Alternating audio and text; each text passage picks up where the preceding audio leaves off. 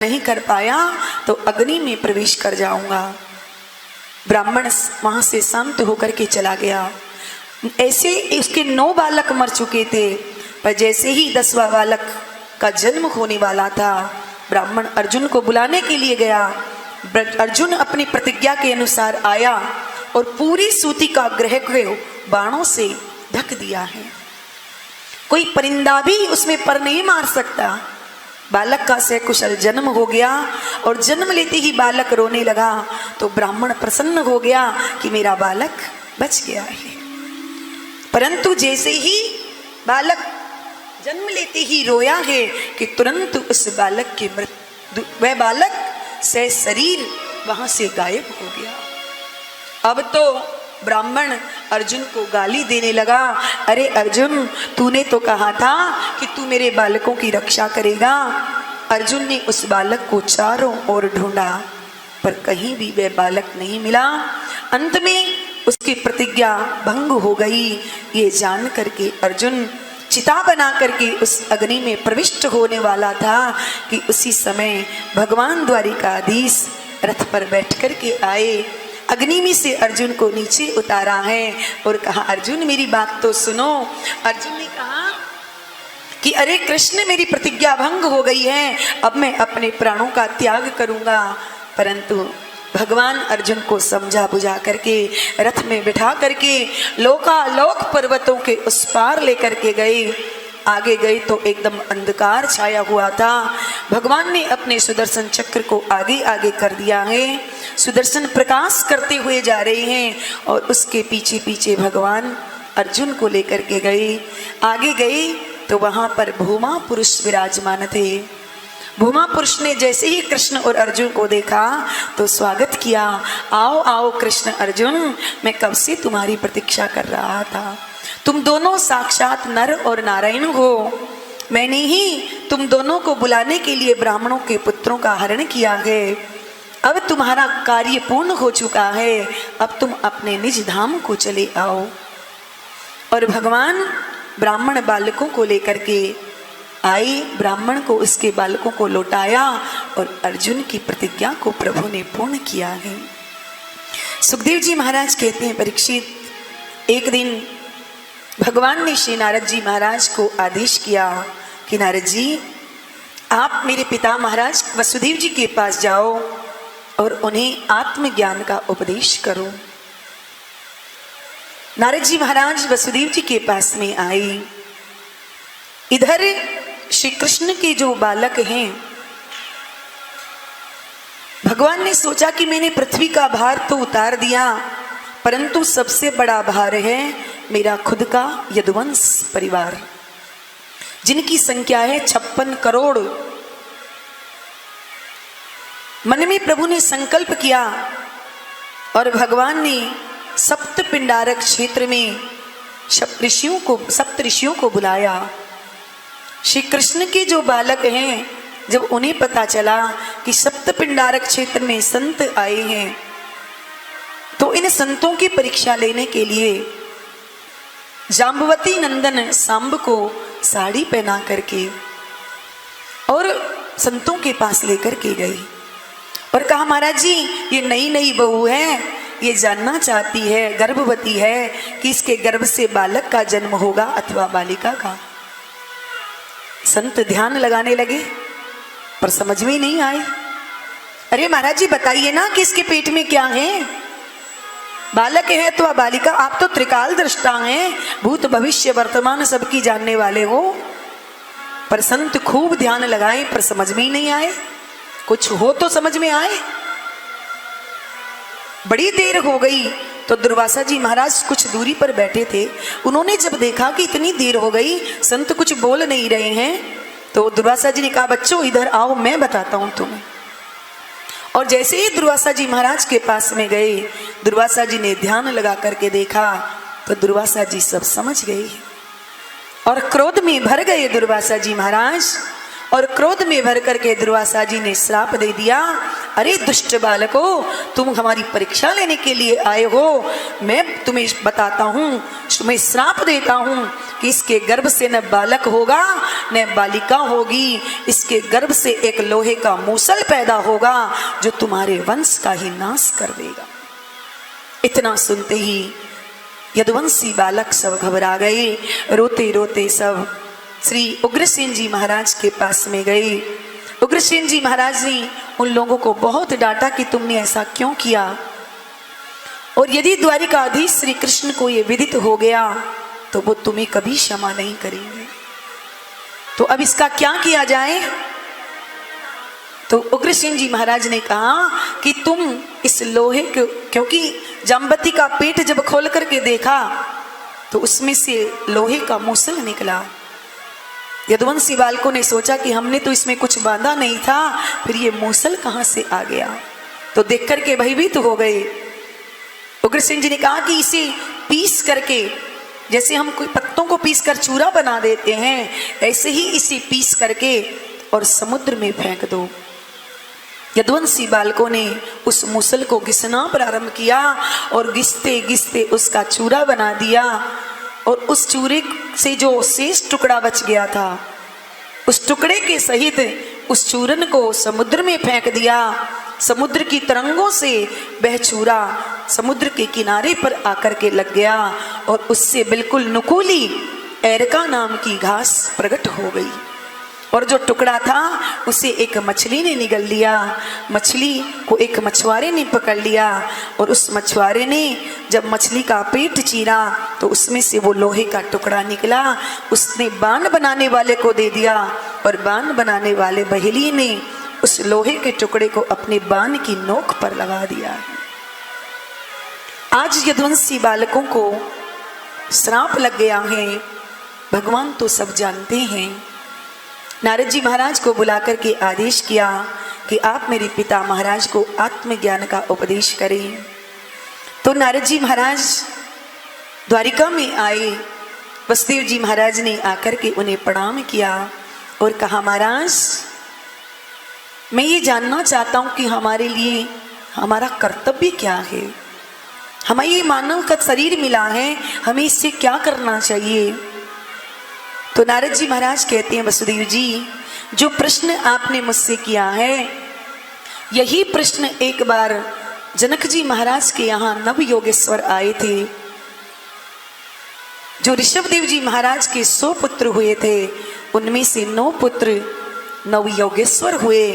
वही नव योगेश्वर कवि हरि अंतरिक्ष प्रबुद्ध पपलायन आविर्होत्र चमस कर भाजन, ये सब ऋषभदेव जी के पुत्र नव योगेश्वर कहलाए।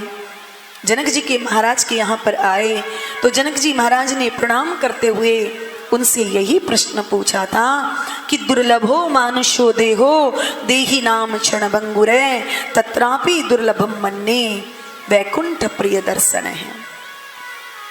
महाराज एक तो ये मानव का शरीर बड़ा दुर्लभ है, और परमात्मा जब बहुत कृपा करते हैं जीव पर तब ये मनुष्य का शरीर हमें प्राप्त होता है। और ये मनुष्य शरीर क्षण भंगुर है, एक क्षण के बाद क्या हो जाएगा कोई पता नहीं है। ये शरीर परिवर्तनशील है। तो मैं ये जानना चाहता हूँ कि भागवत धर्म किसे कहते हैं, उस भागवत धर्म की परिभाषा क्या है। तो नव योगेश्वर जी महाराज कहते हैं, राजन ये वही भगवता प्रोक्ता उपाया यात्मलब्धये, आत्मा के कल्याण की परमात्मा ने सबसे प्रथम जो उपदेश किया है उसी का नाम है परम भागवत धर्म। भागवत धर्म का अर्थ होता है भगवता प्रोक्तम भागवतम, जो भगवान ने कहा है उसी को भागवत धर्म कहते हैं। भागवत धर्म का प्रारंभ होता है विश्वास से, भागवत धर्म का मध्य होता है संबंध से, और भागवत धर्म का अंत होता है समर्पण से। हम अपने शरीर से जो कुछ करें, चाहे हम घर में स्नान कर रहे हैं तो हमें ये विचार रखना चाहिए कि हम भगवान की सेवा के लिए स्नान कर रहे हैं, तो वही हमारा धर्म बन जाता है, वही हमारी पूजा बन जाती है, वही हमारा भजन बन जाता है।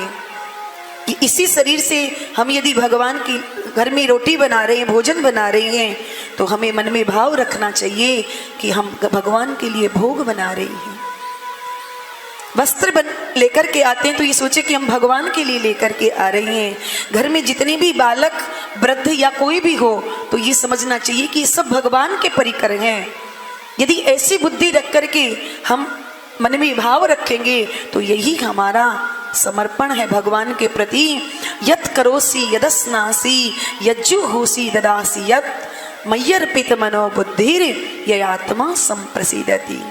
जीवन में हम जो कुछ करें सब कुछ परमात्मा के चरणों में समर्पित कर दें कि प्रभु आपने हमें जो कुछ दिया है ये सब आपका है, हमारा इसमें कुछ भी नहीं है। अपने मन से, वाणी से, शरीर से हम जो कुछ करें उसे परमात्मा को समर्पित कर दें। कि कायेन वाचा मनसेन्द्रियैर्वा बुद्ध्यात्मना वानुसुतस्त्वभावात् करोमि यद् यद् सकलं परस्मै नारायणायेति समर्पयते। हम वाणी से, कर्म से जो कुछ करें वो परमात्मा को समर्पित कर दें, यही भागवत धर्म कहलाता है। भगवान के प्रति हमारा विश्वास होना चाहिए।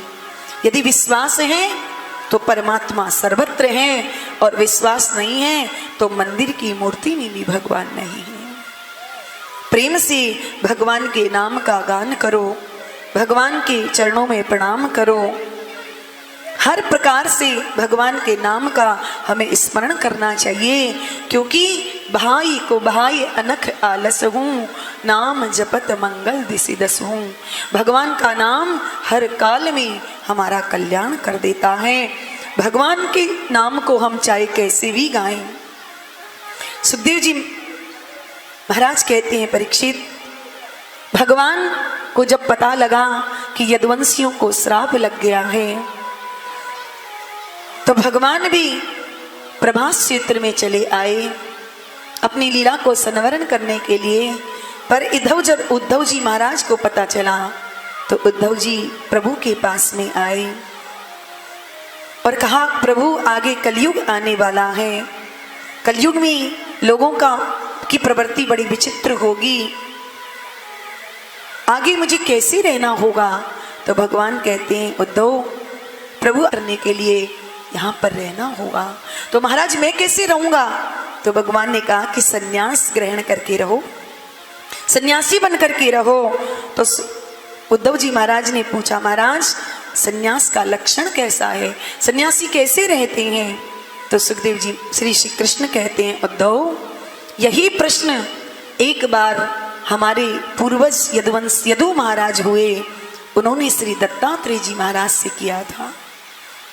एक बार यदु महाराज जंगल में भ्रमण करने के लिए गए, दत्तात्रेय जी महाराज मस्त पड़े थे, तो दत्तात्रेय जी महाराज का दर्शन किया तो यदु महाराज ने उनसे प्रश्न कर दिया, महाराज यहाँ दूर दूर तक कुछ दिखाई नहीं पड़ता, कोई खाने पीने की वस्तु नहीं है, फिर भी आप इतने मस्त कैसे रहते हैं, इतने मोटे ताजी कैसे हैं? यदि कोई साधारण संत होता तो क्रोध करता, पर दत्तात्रेय जी महाराज तो भरे हुए थे। यदु महाराज ने जब प्रश्न किया तो दत्तात्रेय जी महाराज कहते हैं कि राजन, मैंने अपने जीवन में 24 गुरु बनाए हैं और उन 24 गुरुओं से मैंने जीवन जीने की शिक्षा प्राप्त की है। यदु से ने कहा, महाराज आपने किसको अपना गुरु बनाया? तब श्री दत्तात्रेय जी महाराज कहते हैं कि पृथ्वी वायु आकाशो आपो अग्नि चंद्रमा रवि कपोतो अजगर सिंधु पतंगो सरपृत गजहि मधुहा हरिणा मीन पिंगला कुर्रोर्भगे कुमारी सरकृत सर्पे पूर्णना भी सपेश कृत। राजन, मैंने अपने जीवन में 24 गुरु बनाए, जिनमें सबसे पहला गुरु मैंने पृथ्वी को बनाया और पृथ्वी से सहनशीलता की शिक्षा प्राप्त की। दूसरा गुरु मैंने वायु को बनाया और वायु को गुरु बना करके सीखा कि जैसे वायु बहती है पर किसी को दिखाई नहीं पड़ती कि कैसी होती है। वायु का कार्य है बहने का, ऐसे ही सन्यासी को होना चाहिए, अपने ज्ञान के द्वारा समाज का कल्याण करे, परंतु कभी ये नहीं चाहे कि दुनिया मुझे पहचाने, दुनिया मुझे जाने। तीसरा गुरु मैंने आकाश को बनाया और आकाश को गुरु बना करके सीखा कि जैसे नन्हे नन्हे पक्षी आकाश में उड़ते हैं पर आकाश का कोई पार नहीं पा सकता, आकाश कितना लंबा चौड़ा है कोई बता नहीं सकता है, ऐसे ही आकाश अनंत है, ऐसे ही भगवान नारायण भी अनंत है, उनके न आदि का पता है और न अंत का पता है, भगवान आकाशवत है। चौथा गुरु मैंने जल को बनाया है और जल को बना करके शिक्षा ली कि ऐसी वाणी बोलिए जो मन का आपा खोई, औरन को शीतल करे और आपो शीतल होई। जैसे जल को हम कितना भी गर्म कर दें पर अंत में वह शीतल हो जाता है, ऐसे ही सन्यासी को हमेशा संतुष्ट रहना चाहिए, शांत अपनी वाणी के द्वारा जीवों का कल्याण करना चाहिए। मैंने पांचवा गुरु अग्नि को बनाया और अग्नि को गुरु बना करके सीखा कि अग्नि में चाहे हम कैसा भी पदार्थ डाल दें, अच्छा हो या बुरा, अग्नि उसे जला करके भस्म कर देती है। ऐसे ही सन्यासी के पास चाहे कैसा भी जीव आए, अच्छा या बुरा, संत को अपने ज्ञान के द्वारा उसका मार्गदर्शन करना चाहिए। मैंने छठा गुरु चंद्रमा को बनाया और चंद्रमा से सुंदर शिक्षा ली कि जैसे प्रतिपदा के दिन चंद्रमा दिखाई नहीं देते पर द्वितीया को एकदम तार के समान दिखाई देते हैं, द्वितीया को थोड़े और बड़े, तृतीया को थोड़े और बड़े, पूर्णिमा आते आते पूर्ण चंद्रमा आकाश में प्रमुदित हो जाते हैं, पर चंद्रमा ने घटते हैं ना बढ़ते हैं, चंद्रमा की कलाएं बढ़ती हैं और घटती हैं। ऐसे ही शरीर का जन्म होता है, शरीर बड़ा होता है, युवा होता है और वृद्ध हो जाता है, आत्मा का इससे कोई लेना देना नहीं, आत्मा कभी बदलती नहीं, आत्मा कभी बड़ी या छोटी नहीं होती, ये शरीर का लक्षण है। सातवां गुरु मैंने सूर्य को बनाया और सूर्य को बना करके शिक्षा ली कि संत को अपने दृष्टि समान रखनी चाहिए। आठवां गुरु मैंने कबूतर को बनाया और कबूतर से शिक्षा ली कि सन्यासी यदि गृहस्थ के प्रति आसक्ति रखेगा तो कबूतर की तरह अपने प्राणों को गंवाना पड़ेगा, क्योंकि एक कबूतर और कबूतरी अपने बच्चों के साथ रहते हैं। दोनों दाना चुगने के लिए दंपति चले गए दूर, पर घर में रह गए छोटे छोटे बच्चे। जब उनको जाल में फंसाने के लिए आया, फंसाने के लिए मछुआ जाल फैला करके उसने उस पर दाना डाल दिया, नन्हे नन्हे बच्चों ने जब देखा तो कूद पड़े दाना देख करके और जाल में फंस गए। शाम को जब कबूतर और कबूतरी लौट करके आए, अपने बच्चों को जब जाल में फंसा हुआ देखा तो सोचा कबूतर कबूतरी ने कि मैं अपने बच्चों के बिना कैसे रहूंगी, वो भी जाल में कूद गई और फंस गई। कबूतर ने सोचा कि जब मेरा पूरा परिवार ही फंस गया है तो मैं बच करके क्या रह करके क्या करूंगा, वो भी जाल में कूद गया और वो भी फंस गया। जो जाल में पकड़ने के लिए आया था पकड़ करके ले गया, बर्तन में डाला, पकाया और स्वाहा कर गया। तो सन्यासी यदि गृहस्थ के प्रति आसक्ति रखेगा तो कबूतर की तरह उसे भी अपने प्राणों का त्याग करना पड़ेगा। ये मैंने कबूतर से सीखा।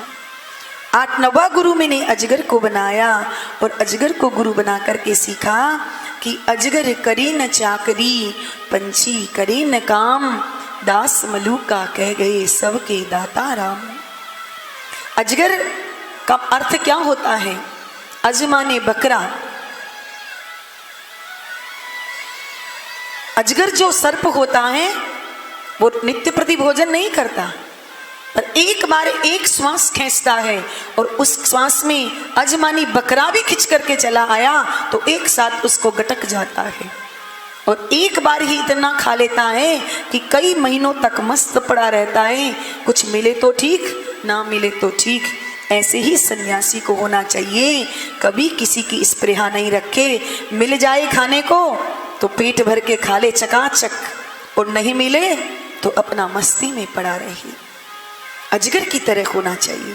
10वां गुरु मैंने सागर को बनाया और सागर को गुरु बना करके गंभीरता सीखी, क्योंकि सागर में अनेकों नदियां आकर के मिलती हैं, पर सागर को उससे कोई फर्क नहीं पड़ता। सागर जितना है उतना ही रहता है, ना घटता है और ना बढ़ता है।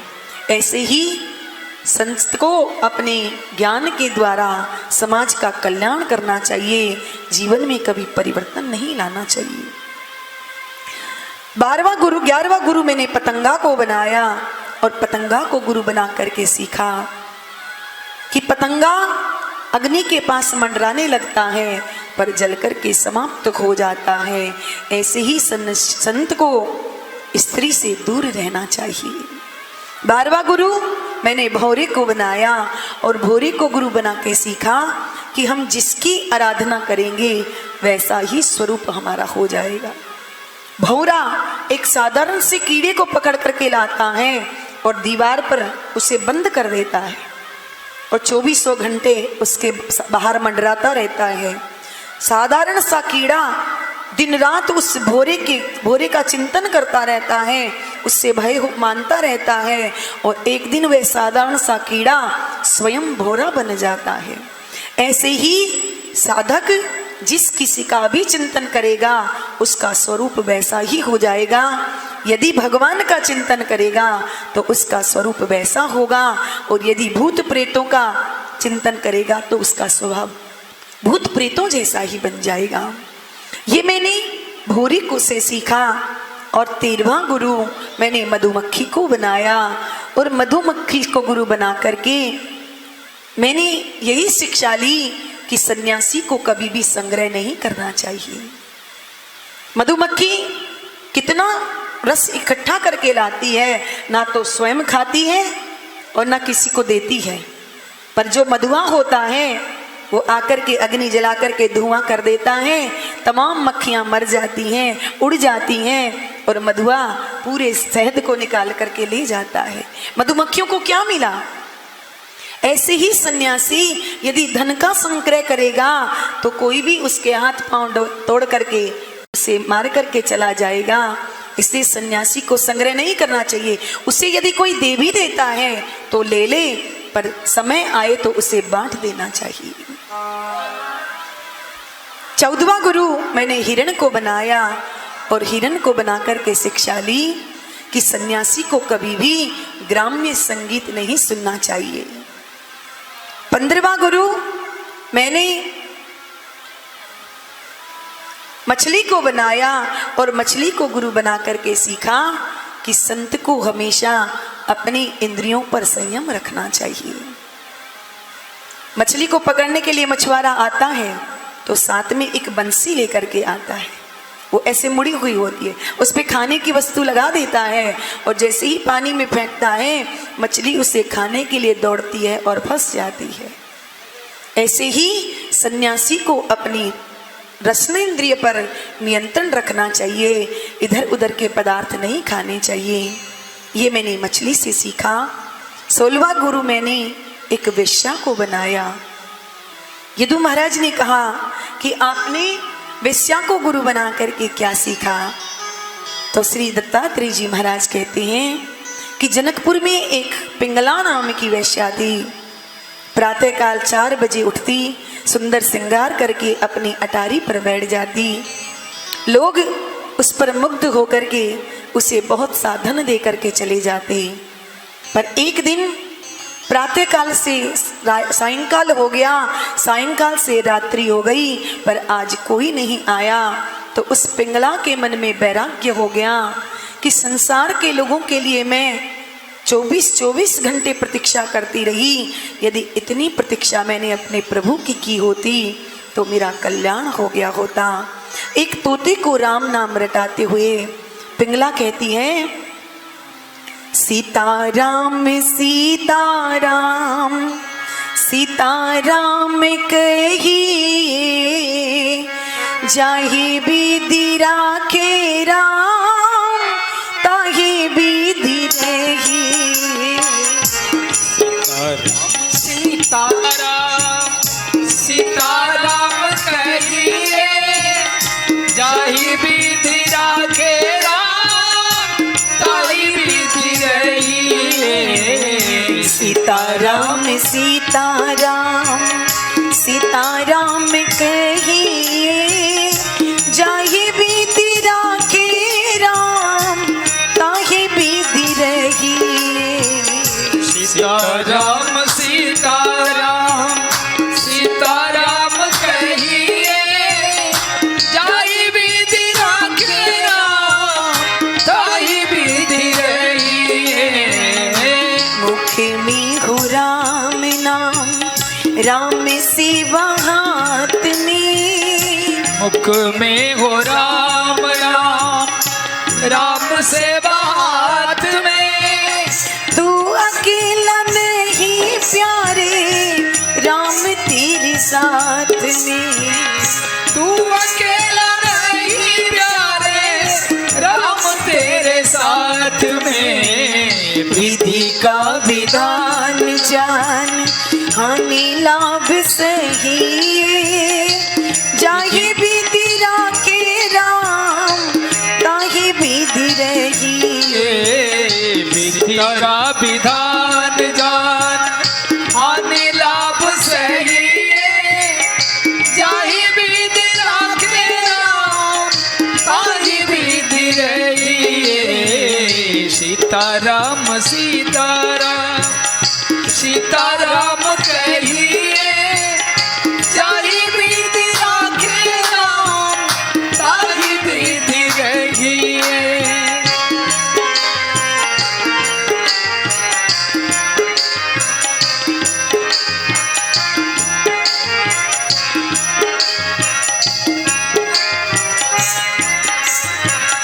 किया अभिमान तो फिर मान नहीं पाएगा।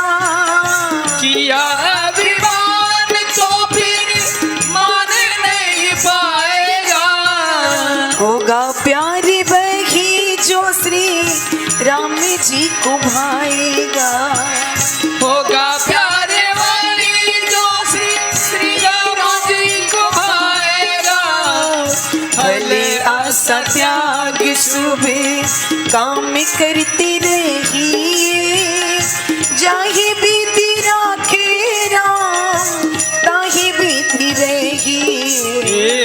फल असत्याग शुभ काम करते रहिए। जाहि विधि राखे राम ताहि विधि रहिए। सीताराम सीताराम सीताराम कहिए, जाहि विधि राखे राम ताहि विधि रहिए।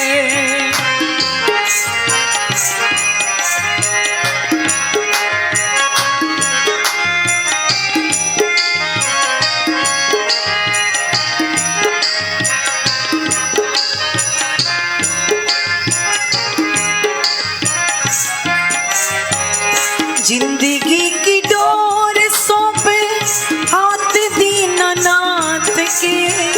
जिंदगी की डोर सौंप हाथ दीनानाथ के। महलों में राखे चाहे झोपड़ी में वास दे। महलों में राखे चाहे झोपड़ी में वास दे। धन्यवाद निर्विवाद राम राम कहिए। जाहि विधि राखे राम ताहि विधि रही। धन्यवाद निर्विवाद राम राम कहिए।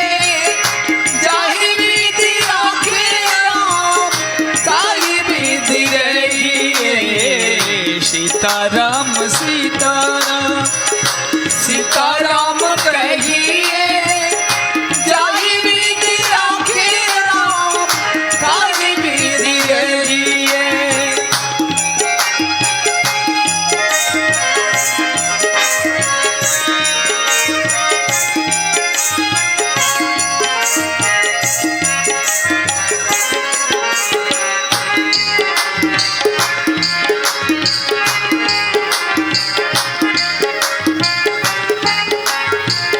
आशा एक राम जी से दूजी आशा छोड़ दे, आशा एक राम जी से दूजी आशा छोड़ दे। नाता एक राम जी से दूजा नाता तोड़ दे, नाता एक राम जी से दूजा नाता तोड़ दे। साधु संग राम रंगे अंगे अंग रंगिए, काम रस त्याग प्यारे राम रस पगिए।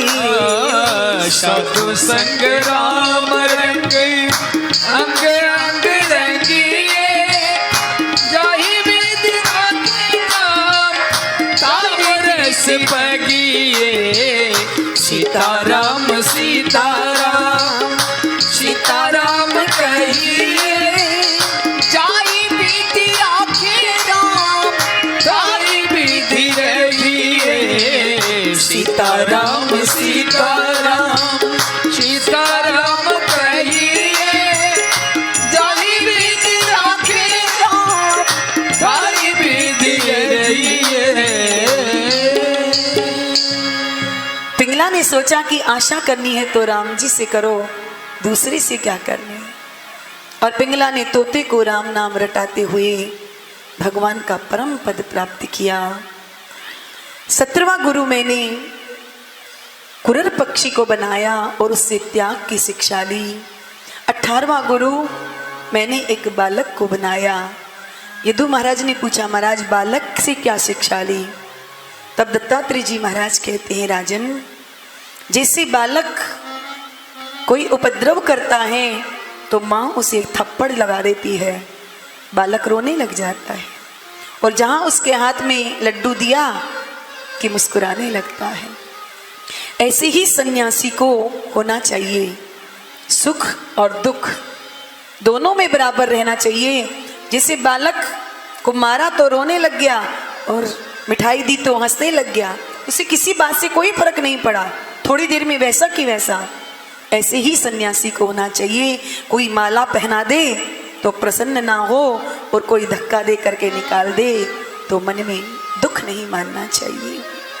19वां गुरु मैंने एक कुमारी कन्या को बनाया और उससे सीखा कि सन्यासी को हमेशा अकेला रहना चाहिए। जैसे एक कुमारी कन्या थी, उसे देखने के लिए ससुराल से कुछ लोग आए, कन्या पसंद आ गई तो सुहाग की निशानी के रूप में उसे 4-4 कंगन पहना दिए, चूड़ियां पहना दी और कहा, बेटी आज घर में माता पिता तो थे नहीं, कन्या अकेली थी। ससुराल वालों ने कहा कि कन्या आज हम तुम्हारे हाथ का ही भोजन करेंगे। कन्या भीतर गई पर घर में देखा तो कुछ भी नहीं था, बस थोड़ा सा धान पड़ा था। कन्या ने धान उठाया, ओखली में डाला और मूसल से जैसे ही कूटने लगी कि जो 4-4 चूड़ियां पहन रखी थी वो आवाज करने लगी। कन्या ने सोचा कि चूड़ियां बजेंगी तो कहीं ससुराल वाले किसी कोई भीतर आ गया और देखेगा तो क्या सोचेगा कि घर में कुछ नहीं है खाने के लिए। कन्या ने 2-2 चूड़ियां उतार दी, मात्र 2-2 चूड़ियां हाथ में रखी। फिर धान कूटने लगी तो अब 2 चूड़ियां भी खनकने लगी, आवाज करने लगी। तो कन्या ने 1-1 चूड़ी और उतार दी, 1-1 चूड़ी हाथ में रखी, धान कूटा, चावल निकाले और भात बना करके ससुराल वालों को भोजन करा करके विदा कर दिया। किसी को पता भी नहीं चला कि घर में कुछ नहीं था, सब प्रसन्न होकर के चले गए। ऐसे ही सन्यासी को रहना चाहिए। यदि 4-5 संत एक जगह इकट्ठा रहेंगे तो विवाद होगा, यदि 2 रहेंगे बस दो रहेंगे तो आपस में वार्ता होगी, और अकेला रहेगा तो भजन करेगा। इसलिए मैंने कुमारी कन्या से शिक्षा प्राप्त की कि सन्यासी को अकेला रहना चाहिए। 20वां गुरु मैंने सर्प को बनाया और सर्प से शिक्षा ली कि जैसे सर्प अपने लिए घर नहीं बनाता, ऐसे ही सन्यासी को अपने लिए आश्रम नहीं बनाना चाहिए। 21वां गुरु मैंने भृंगी कीट को बनाया और उससे संग्रह न करने की शिक्षा ली। 22वां गुरु मैंने हाथी को बनाया और हाथी से शिक्षा ली कि सन्यासी को कभी लकड़ी से बनी हुई स्त्री का भी स्पर्श नहीं करना चाहिए, यदि करेगा तो हाथी की तरह फंसना पड़ेगा उसे। 23वां गुरु मैंने लोहार को बनाया और लोहार से शिक्षा ली कि सन्यासी को हमेशा एकांत रह करके और मन को एकाग्र रखना चाहिए। 24वां गुरु मैंने अपने शरीर को बनाया। यदु महाराज ने कहा, महाराज आपने अपने शरीर से क्या सीखा? तो श्री दत्तात्रेय जी महाराज कहते हैं, राजन मेरा शरीर जैसा अब है वैसा 5 मिनट के बाद नहीं रहेगा, और जैसा 5 मिनट के बाद है वैसा 10 मिनट के बाद नहीं रहेगा। इसलिए ये शरीर बदलता है, आत्मा पर इसका कोई फर्क नहीं पड़ता। आत्मा तो जैसे की तैसे रहती है। इस प्रकार से यदु महाराज ने 24 गुरुओं की कथा यदु महाराज को सुनाई। यदु महाराज वहां से प्रणाम करके चले गए। इधर भगवान श्री कृष्ण उद्धव से कहते हैं, उद्धव सन्यासी के जो लक्षण थे मैंने तुम्हें बता दिए। अब देखो, चारों युगों में जो सतयुग है वो मैं हूं, वेदों में जो सामवेद है वो मैं हूं, अक्षरों में जो आकार है वो मैं हूं, शब्दों में मंत्रों में जो ओमकार है वो मैं हूं, गायों में जो हबिरधान नाम की गाय है वो मैं हूं, मणियों में जो पद्मराग मणि है वो मैं हूं, बृहस्पतियों में ब्रह्मनिष्ठ मैं हूं, पुरोहितों में बृहस्पति मैं हूं, और भक्तों में प्रहलाद मैं हूं, प्रेमियों में अर्जुन मैं हूँ, मनुओं में स्वयंभू मनु मैं हूँ, स्त्रियों में सतरूपा मैं हूँ, और ज्ञानियों में उद्धव जो तुम हो वह भी मैं ही हूँ। इस प्रकार से भगवान ने उद्धव जी को दिव्य उपदेश किया और उद्धव से कहा, उद्धव अब तुम मेरी चरण पादुका लेकर के सीधे बद्रिकाश्रम चले जाओ, वहाँ भगवान नर नारायण का ध्यान करते हुए नित्य निवास करो। उद्धव जी प्रभु को प्रणाम करके वहां से चले गए। भगवान श्री कृष्ण का परिवार जो 56 करोड़ जिनकी संख्या थी, आपस में ही लड़ भिड़ करके सब समाप्त हो गए। अंत में जो एरका नाम की घास थी उसी का प्रयोग किया और सब यदुवंशी समाप्त हो गई। भगवान प्रभास क्षेत्र में आए। एक वट वृक्ष के नीचे भगवान अर्ध शयन अवस्था में लेट गए। बलराम जी महाराज ने प्रभु को प्रणाम किया और शेष का रूप धारण करके क्षीर सागर में समा गई। उसी समय बहेलिया बाण लेकर के आया। प्रभु अपने बाएं चरण पर दाहिना चरण रख करके और अर्धशयन अवस्था में लेटे थे। बहेलिया ने सोचा कि ये हिरण का मुख है और उसने वृक्ष की ओट से बाण चलाया तो बाण आकर के प्रभु के चरण में लग गया। रक्त की धारा बहने लगी। बहेलिया रोने लगा, आकर के प्रभु के चरणों में गिर पड़ा। प्रभु ने कहा, तुम्हें दुख नहीं मानना चाहिए, जो कुछ हुआ है मेरी इच्छा से हुआ है। बहेलिया प्रणाम करके चला गया।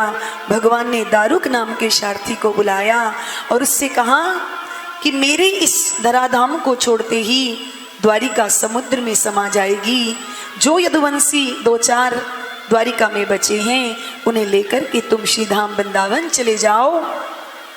दारुक जाता उससे पहले तो द्वारिका समुद्र में विलीन हो गई। सारे देवता आकाश में छा गए हैं कि देखे प्रभु अपने परम धाम को कैसे जाते हैं। पर जैसे आकाश में बिजली अचानक चमकती है और गायब हो जाती है, ऐसे ही भगवान के शरीर से एक दिव्य तेज निकला और देवता सब देखते रह गए। भगवान का वही दिव्य तेज श्रीमद् भागवत में आकर के विराजमान हो गया। बोलिए भागवत भगवान की जय। इसीलिए तो श्रीमद् भागवत भगवान का वांगमय श्री विग्रह है। ये कोई पोथी या किताब नहीं, साक्षात भगवान श्री कृष्ण ही है जो भागवत के रूप में हमारे मध्य विराजे हुए हैं। इस प्रकार से भगवान अपने धाम को चले गए। सुखदेव जी कहते हैं, राजन परीक्षित, आगे कलयुग के बड़े दुर्गुणों का वर्णन करते हुए कहा कि परीक्षित जी ने पूछा, महाराज कलयुग में दुर्गुण ही होंगे या कोई सद्गुण भी होगा? तो परीक्षित जी सुखदेव बाबा कहते हैं कि केवल एक गुण होगा, यत् फलम नास्ति तपसा न योगेन समाधिना तत्फलम लभते सम्यक कलौ केशव कीर्तनाथ। केवल भगवान नाम से ही जीव इस कली काल में बहुसागर से तर जाएगा। और सुखदेव जी महाराज परीक्षित जी को दिव्य उपदेश करते हैं और अंत में परीक्षित जी से कहा, परीक्षित, आज से 7 दिनों से मैं तुम्हें उपदेश कर रहा हूं।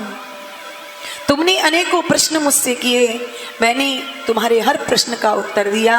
अब एक प्रश्न मैं तुमसे करना चाहता हूं, क्या तुम मरोगे?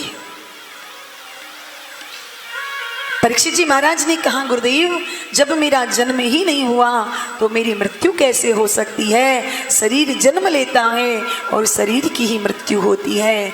सुखदेव जी महाराज तुरंत अपने आसन से खड़े हो गए। अरे परीक्षित, मुझे विश्वास हो गया, तुमने भागवत कथा सुनी है। जो ये कहता है कि मैं मरूंगा वो तो पशु बुद्धि होती है। और तुरंत सुखदेव जी महाराज वहां से खड़े हो गए।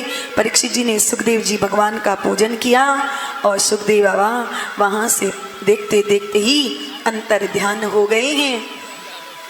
परीक्षित जी महाराज समाधि लगा करके बैठ गए।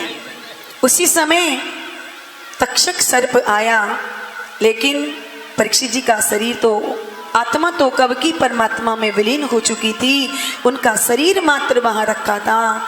परीक्षित जी के पुत्र जन्मेजय ने उनके शरीर की सुरक्षा की, पर तक्षक सूक्ष्म रूप लेकर के आया। पर आस्तिक कश्यप नाम के ब्राह्मण चाहते तो परीक्षित जी को बचा सकते थे तक्षक से, पर तक्षक ने उसे बहुत सा धन दे करके बीच मार्ग से विदा कर दिया।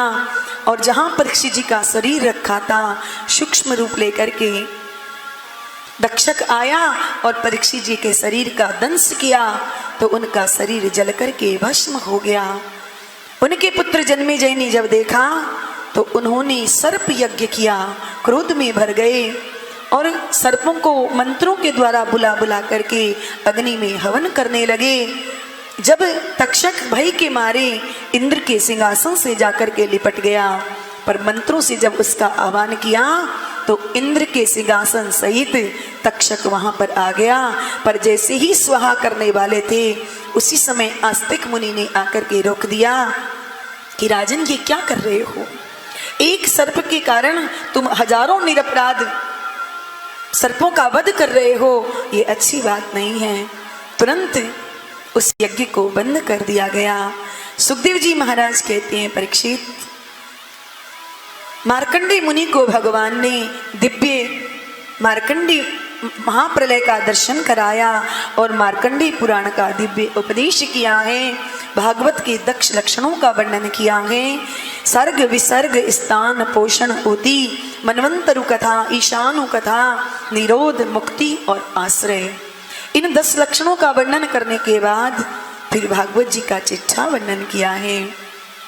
प्रथम स्कंद में सर्वप्रथम तो महात्म्य की 6 अध्यायों में वर्णन किया और प्रथम स्कंद में सनकादिक ऋषियों के द्वारा सुखदेव श्री सूत जी से 6 प्रकार के प्रश्न किए। परीक्षित जी का जन्म, कुंती स्तुति, भीष्म स्तुति, राजा परीक्षित की सभा में श्री सुखदेव जी महाराज का आगमन। द्वितीय स्कंद में सद्यो मुक्ति, क्रम मुक्ति का वर्णन किया और चतुश्लोकी भागवत का ब्रह्मा जी को नारायण ने उपदेश किया है। तृतीय स्कंद में विदुर मैत्रेय संवाद, कपिल देवहूति संवाद, 8 अध्यायों में माता देवहूति को सांख्य शास्त्र का उपदेश, हिरणाक्ष का वध और आदि का वर्णन किया है, नाम की महिमा बताई। चतुर्थ स्कंद में मनु महाराज की पुत्री सती का पावन चरित्र, मनु महाराज के पुत्र उत्तानपाद के पुत्र ध्रुव जी महाराज का दिव्य चरित्र, इन्हीं के वंश में महाराज अंग अंग के पुत्र वेन और वेन के पुत्र श्री महाराज पृथु का पावन चरित्र वर्णन करते हुए इन्हीं के वंश में महाराज प्राचीन बरही को प्रंजनोपाख्यान के द्वारा आत्म उपदेश किया गया है। पंचम स्कंद में महाराज प्रियव्रत का चरित्र, आगनिध चरित्र, नाभि का चरित्र, नाभि के पुत्र ऋषभदेव जी महाराज का चरित्र, ऋषभदेव जी के द्वारा 100 पुत्रों में सबसे बड़े पुत्र भरत जी का चरित्र और भरत जी के द्वारा राजा रघुगण को भवाटवी का वर्णन, भूगोल खगोल का वर्णन और 28 प्रकार के नरकों का वर्णन किया है। छठी स्कंद में सर्वप्रथम अजामिलोपाख्यान के द्वारा नाम की महिमा का वर्णन और देवराज इंद्र को नारायण कवच का उपदेश, वृत्तासुर का देवराज इंद्र के द्वारा उद्धार और 49 मरुदगणों का वर्णन करते हुए अंतिम अध्याय में पुंसवन व्रत की विधि बतलाई है। सप्तम स्कंद में श्री प्रहलाद जी महाराज का चरित्र, नृसिंह देव भगवान का प्राकट्य। अष्टम स्कंद में मनवंतरों की कथा वर्णन करते हुए एक मनवंतर में भगवान ने हरि अवतार लेकर के ग्राह से गजेंद्र का उद्धार किया और समुद्र मंथन करा करके देवताओं को अमृत का पान और महाराज मनु सत्यवत को मत्स्य पुराण का दिव्य उपदेश किया है। नवम स्कंद में 24 अध्यायों में 12 अध्यायों में विस्तार के साथ सूर्य वंश का वर्णन करते हुए रामचरित्र का वर्णन किया और 12 अध्यायों में चंद्रवंश का वर्णन किया है और सूक्ष्म रूप से श्री कृष्ण चरित्र का वर्णन किया। दसम स्कंद में प्रभु श्री कृष्ण के जन्म की कथा, भगवान का गोकुल पधारना, गोकुल में पूतना, सक्टासुर, तृणाव्रत आदि दैत्यों का संहार, प्रभु गुरुकुल में सुंदर शिक्षा प्रदान की, श्री सुदामा जी के साथ मैत्री की और भगवान 25 वर्ष की अवस्था में द्वारिकाधीश बने। उनका प्रथम विवाह श्री रुक्मिणी जी के साथ में हुआ और 16,107 विवाह का विस्तार के साथ वर्णन करते हुए भगवान के पुत्र प्रद्युम्न और अनिरुद्ध का चरित्र वर्णन करते हुए भगवान ने पुंडरक का उद्धार किया। दसम स्कंद के भीतर ही भगवान श्री कृष्ण उत्तरार्ध में भगवान ने जरासंध का भीम के द्वारा उद्धार कराया, राजसूय यज्ञ पूर्ण किया, प्रभु ने अर्जुन की प्रतिज्ञा को पूर्ण किया है और इसी के साथ दसम स्कंद विश्राम और एकादश स्कंद में भगवान ने नव योगेश्वरों के द्वारा श्री जनक जी महाराज को उपदेश, श्री कृष्ण का उद्धव जी महाराज का संवाद, यदुवंशियों को ऋषियों का श्राप और आपस में ही यदुवंशियों का संहार, भगवान का स्वधाम गमन और उद्धव जी महाराज का बद्रिकाश्रम गमन। 12वें स्कंद में कलयुग के दुर्गुणों का वर्णन किया है और सुखदेव जी महाराज परीक्षित को अंतिम उपदेश करके वहां से प्रस्थान, तक्षक सर्प के द्वारा परीक्षित जी महाराज की मृत्यु और जन्मेजय के द्वारा सर्प यज्ञ, आस्तिक मुनि के द्वारा आकर के समझाना और मार्कंडेय मुनि को महामाया के प्रलय का दर्शन करते हुए मार्कंडेय पुराण का दिव्य उपदेश। अंत में सूत जी महाराज कहते हैं कि निमग्ना नाम यथा देवानाम अच्युतो यथा वैष्णवा नाम यथा शंभुः पुराणा नाम इदम तथा। जैसे बहने वालों में गंगा श्रेष्ठ है, देवताओं में भगवान शंकर श्रेष्ठ हैं, ऐसे ही पुराणों में श्रीमद् भागवत श्रेष्ठ है। क्षेत्राणाम चैव सर्वेषाणाम यथा काशी ह्यनुत्तमः तथा पुराणाम वृत्तानाम श्रीमद् भागवतम द्विजाः। क्षेत्रों में जैसे काशी श्रेष्ठ है, ऐसे पुराणों में श्रीमद् भागवत सर्वोत्तम है। भागवत समस्त पुराणों का तिलक है, वैष्णवों का परम धन है, परमहंसों की संगीता है, भक्ति, ज्ञान और वैराग्य की जिसमें त्रिवेणी बहती है, ऐसी त्रिवेणी में जो अवगाहन करता है उसी भगवान श्री कृष्ण की पराभक्ति प्राप्त हो जाती है। अंत में जिसका नाम स्मरण करने मात्र से जीव के समस्त पाप नष्ट हो जाते हैं, जिनको किए गए प्रणाम सभी दुखों का शमन कर देते हैं, उन परमात्मा श्री हरि को हम सब मिलकर के बारंबार प्रणाम करते हैं। अब भागवत जी का अंतिम श्लोक है, आगे आगे मैं बोलती हूँ, पीछे से आप सब लोग उसको दोहराएंगे। नाम संकीर्तनम यस्य नाम संकीर्तनम यस्य सर्व पाप प्रणाशनम सर्व पाप प्रणाशनम प्रणामो दुख शमनस् प्रणामो दुःख शमनस् तं नमामि परिं हरिं तं नमामि हरिं परं तं नमामि हरिं परं तं नमामि हरिं परं तं नमामि हरिं परं। तं नमामि हरिं परं। बोली भागवत भगवान की जय। श्री सीताराम जी महाराज की जय। श्री राधा गोविंद भगवान की जय। श्री सतगुरुदेव भगवान की जय। श्री सतगुरुदेव भगवान की कृपा से हम लोग 7 दिन से श्रीमद् भागवत रूपी गंगा में अवगाहन कर रहे थे। हम सब लोगों का परम सौभाग्य है कि गुरुदेव की कृपा से ये परम लाभ हम सब लोगों को प्राप्त हुआ। इसी प्रकार से गुरुदेव हम सब पर कृपा करते रहें और ऐसे ही भक्तिपूर्ण अनुष्ठान सदा हम लोगों को प्राप्त होते रहें। बस यही व्यास मंच से आप सब लोगों के लिए भगवान से प्रार्थना है कि सदा सर्वदा भगवान के नाम का स्मरण करते रहें। घर में चाहे कोई भी काम करो पर भगवान का नाम कभी मत भूलो, उसे सदा याद रखो।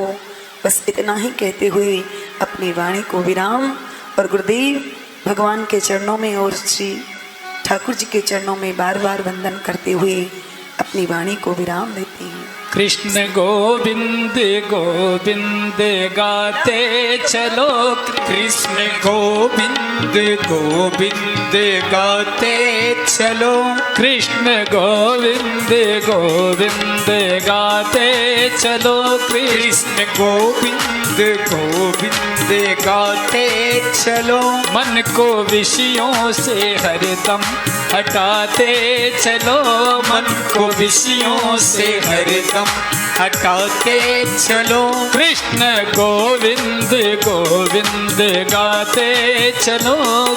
दुख में तड़पो नहीं, सुख में भूलो नहीं, दुख में तड़पो नहीं, सुख में भूलो नहीं। नाम धन का खजाना बढ़ाते चलो, नाम धन का खजाना बढ़ाते चलो, कृष्ण गोविंद गोविंद गाते चलो, कृष्ण गोविंद गोविंद गाते चलो।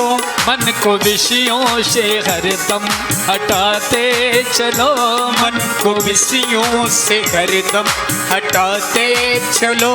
नाम जपते रहो, काम करते रहो, नाम जपते रहो, काम करते रहो, नाम जपते रहो, काम करते रहो। पाप की वासनाओं से डरते रहो, पाप की वासनाओं से डरते रहो, पाप की वासनाओं से डरते रहो, पाप की वासनाओं से डरते रहो। प्रेम भक्ति का आंसू बढ़ाते चलो, प्रेम भक्ति का आंसू बहाते चलो, कृष्ण गोविंद गोविंद गाते चलो, कृष्ण गोविंद गोविंद गाते चलो, कृष्ण गोविंद गोविंद गाते चलो, कृष्ण गोविंद गोविंद गाते चलो। मन को विषयों से हरदम हटाते चलो, मन को विषयों से हरदम हटाते चलो। कृष्ण गोविंद गोविंद गाते चलो, कृष्ण गोविंद गोविंद गाते चलो। ख्याल आएगा उनको कभी ना कभी, ख्याल आएगा उनको कभी ना कभी, ख्याल आएगा उनको कभी ना कभी, ख्याल आएगा उनको कभी ना कभी। दर्श पाओगे उनको कभी ना कभी, दर्श पाओगे उनका कभी ना कभी। ऐसा विश्वास मन में जगाते चलो, ऐसा विश्वास मन में जगाते चलो। कृष्ण गोविंद गोविंद गाते चलो, कृष्ण गोविंद गोविंद गाते चलो। देखना इंद्रियों के न घोड़े बढ़े, देखना इंद्रियों के न घोड़े बढ़े। इस पे हरदम ये संयम के कोड़े पड़े, इस पे हरदम ये संयम के कोड़े पड़े।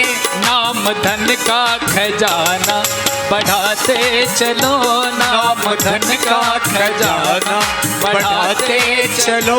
कृष्ण गोविंद गोविंद गाते चलो, कृष्ण गोविंद। कर्पूर गौरम करुणावतारम, संसार सारन की धर्म भक्ति विज्ञान खान की। आरती अति पावन पुराण की, धर्म भक्ति विज्ञान खान की। महापुराण भागवत निर्मल, महापुराण भागवत निर्मल।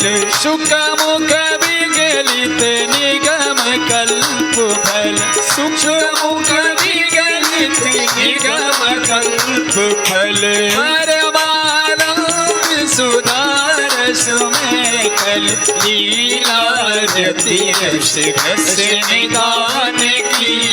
आरती अति पावन पुराण की, धर्म भक्ति विज्ञान खान की। आरती अति पावन पुराण की। कलिमल मथन त्रिताप निवारणी, कलिमल मथन त्रिताप निवारणी। जन्म मृत्यु में भव भय हारणी, जन्म मृत्यु में भव भय हारणी। सेवत सतत सकल सुख कारण, सुबह सत करी चरित गान की। आरती अति पावन पुराण की, धर्म भक्ति ज्ञान खान की। विषय विलास विमोह विनाशिनी, विषय विलास विमोह विनाशिनी। विमल विराग विवेक विकासिनी, विमल विराग विवेक विकासिनी। भगवत तत्व रस प्रकाशिनी, भगवत तत्व रस प्रकाशिनी। परम ज्योति परमात्म ज्ञान की। आरती अति पावन पुराण की। परमहंस मुनि मन उल्लासिनी, परमहंस मुनि मन उल्लासिनी। रसिक हृदय रस रास विलासिनी, रसिक हृदय रस रास विलासिनी। भुक्ति पुक्ति रति प्रेम सुदासिन, कथा अकिंचन प्रिय सुजान की। आरती अति पावन पुराण की धर्मवती विज्ञान कान की जय गुरुदेव दयानिधि दीनन हितकारी स्वामी दीनन हितकारी जय जय मोह विनाशक जय जय मोह विनाशक भवंजन हरि जय देव गुरुदेवा ब्रह्मा विष्णु सदा शिव गुरु मूर्ति धारी स्वामी गुरु मूर्त धारी वेद पुराण बगानत वेद पुराण पखानत गुरु महिमा भारी जय देव गुरु देवा जप तप तीरथ संयम दान विविध दीना स्वामी दान विविध दीना गुरु बिन ज्ञान न होवे गुरु बिन ज्ञान न होवे कोटि जतन कीना जय देव गुरु देवाया मोहन दीजल जीव पे सारे स्वामी जीव पे सारे नाम जहाज बिठा कर नाम जहाज बिठा कर गुरु बल में तर जय देव गुरु देवा काम क्रोध मद मत्सर चोर बड़े भारी स्वामी चोर बड़े भारी ज्ञान खड़ग दे कर में ज्ञान खड़ग दे कर में गुरु सब संकारी जय देव गुरु देवा नाना पंथ जगत में निज निज गुण गावे स्वामी निज निज गुण गावे सबका सार बता कर सबका भेद बता कर गुरु मार्ग लाए जय देव गुरु देवा गुरु चरणामृत निर्मल सब पातक हारी स्वामी सब पातक हारी वचन सुनत तमना से वचन सुनत तमना से सब संशय हारी जय देव गुरु देवा तन मन धन सब अर्पण गुरु चरणन की जय स्वामी गुरु चरणन की जय ब्रह्मानंद दया कर सतगुरु देव दया कर अपनों कर लीजिए जय देव गुरु देवा जय गुरुदेव दयानिधि दीनन हितकारी स्वामी दीनन हितकारी जय जय वो अविनाशक जय जय वो अविनाशक भवंजन हरि जय देव गुरु देवा हरि ओम जलेन शीतलीकरण पुष्पै देवाभिवन्दनं मन्त्रपुष्पाञ्जलिं हरि ओम द्यौः शान्तिरन्तरिक्षं शान्तिः पृथिवी शान्तिरापः शान्तिरोखादयः शान्तिः वनस्पतयः शान्तिर्विश्वे देवाः शान्तिर्ब्रह्म शान्तिः सर्वगुं शान्तिः शान्तिरेव शान्तिः श्यामा शान्तिरेधिः हरि ओम जजनेन जजन्मजन्त देवास्तानि धर्माणि प्रथमान्यासन्न देहनाकां महिमानः सजन्त्रपूर्वे साध्याः सन्ति देवाः हरि ओम एकदन्ताय विद्महे वक्रतुण्डाय धीमहि तन्नो दन्ति प्रचोदयात् हरि ओम दामोदराय विद्महे रुक्मणी वल्लभाय धीमहि तन्नो श्रीकृष्णः प्रचोदयात् हरि ओम वृषभानुजायै च विद्महे कृष्णप्रियायै च धीमहि तन्नो श्रीराधा प्रचोदयात् हरि ओम दाशरथाय विद्महे कौसल्यानन्दाय धीमहि तन्नो श्रीरामः प्रचोदयात् हरि ओम जनकात्मजायै च विद्महे भूमिजायै च धीमहि तन्नो श्रीसीता प्रचोदयात् हरि ओम अंजनीनन्दनाय विद्महे वायुपुत्राय धीमहि तन्नो श्रीहनुमत् प्रचोदयात् हरि ओम परब्रह्मणे च विद्महे गुरुदेवाय धीमहि तन्नो सद्गुरु प्रचोदयात् सेवन्तिकावकुलचम्पकपाप्तिलाब्जै पुण्यागजाधिकरवीररसालपुष्पै बिल्वा प्रबाल तुलसी दलम मञ्जरीभिः त्वं पूजयामि जगदीश्वर मे प्रसीद नानासुगन्धि पुष्पाणि ऋतुकालोद्भवानि च पुष्पाञ्जलिर्मया दत्तं गृहाण परमेश्वर एभि हस्तगत मंत्र पुष्पांजलि समर्पयामि। बोले श्रीमद्भागवत महापुराण की जय हो। श्री सीताराम जी भगवान की जय हो। श्री राधा गोविंद भगवान की जय हो। श्री हनुमान जी महाराज की जय हो। श्री सद्गुरुदेव भगवान की जय हो। जय जय श्री सीताराम जय जय श्री राधेश्याम। नमः पार्वती पतये हर हर हर महादेव शंभो।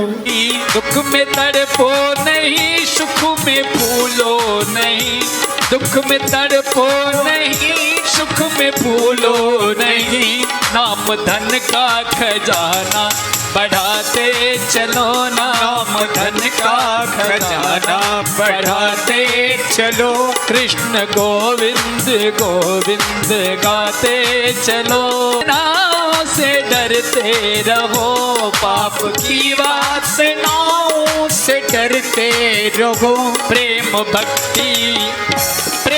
भक्ति का आंसू बढ़ाते चलो, प्रेम भक्ति का आंसू बहाते चलो, कृष्ण गोविंद गोविंद गाते चलो, कृष्ण गोविंद गोविंद गाते चलो, कृष्ण गोविंद गोविंद गाते चलो, कृष्ण गोविंद गोविंद गाते चलो, मन को विषयों से हरदम हटाते चलो, मन को विषयों से हरदम हटा